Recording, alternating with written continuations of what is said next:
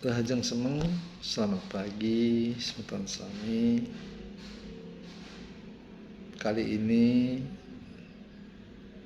pada bagian atau part 1,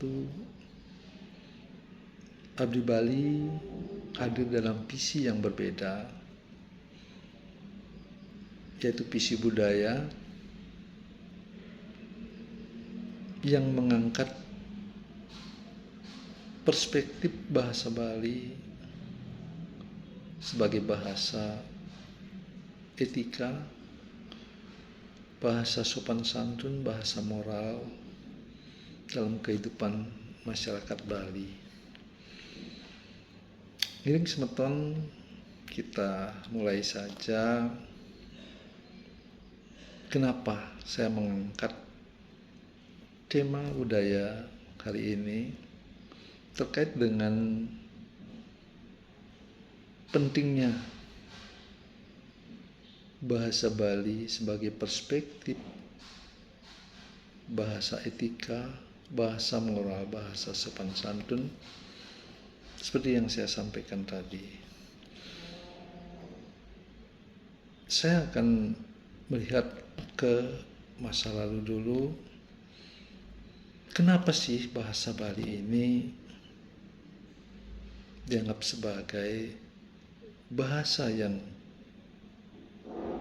etika, bahasa sopan santun, bahasa moral itu? Apa sih penyebabnya? Baik, Semeton Sami, kalau kita kembali pada sejarah peradaban masa lalu, bagaimana Bali terbentuk, adat istiadat dan peradaban terbentuk. Nah, di Bali kita kenal adanya 4 lapisan masyarakat Bali yang membutuhkan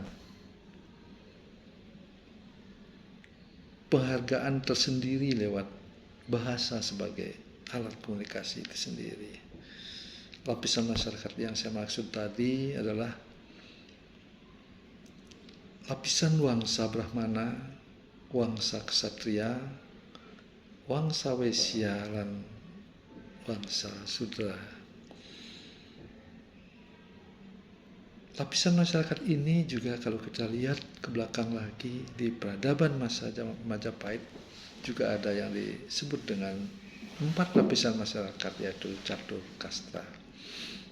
Cuman dengan implementasi dan dasar penghormatan yang berbeda. Nah, Catur Kasta yang ada di Majapahit itu cenderung didasari atas jabatan, tugas, dan pekerjaan seseorang atau masyarakat, sehingga dikelompokkan sedemikian rupa berdasarkan itu. Nah, sedangkan di Bali boleh dibilang adopsi tapi dengan implementasi yang berbeda dan istilah yang berbeda.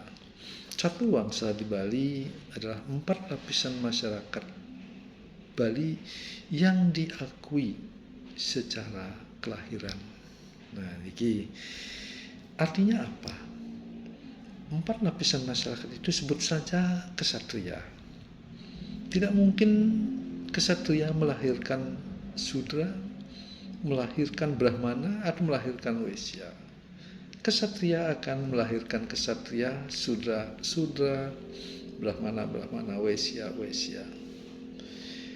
Nah, atas kelahiran itulah kita memberikan sebuah penghargaan lewat bahasa. Tentu bahasanya akan berbeda ketika golongan bawah bertemu dengan golongan atas. Nanti akan kita bahas kembali. Nah, beranjak dari itu, Semeton Sami, dalam catur wangsa itu sendiri sebagai dasar penghormatan dalam bentuk pemilihan kosakata bahasa dalam bahasa Bali tersebut. Nah, selain catur kasta itu, Bapak Ibu, yang perlu dilakukan penghormatan atau penghargaan dengan bahasa adalah lapisan masyarakat yang kedua, yaitu lapisan masyarakat modern. Nah, begini, dengan perkembangan ilmu pengetahuan dan teknologi, maka banyak orang yang muncul menjadi pejabat atau memiliki jabatan.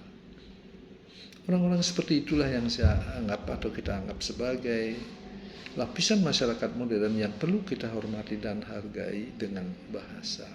Contoh saja, seorang sudra menjadi seorang camat.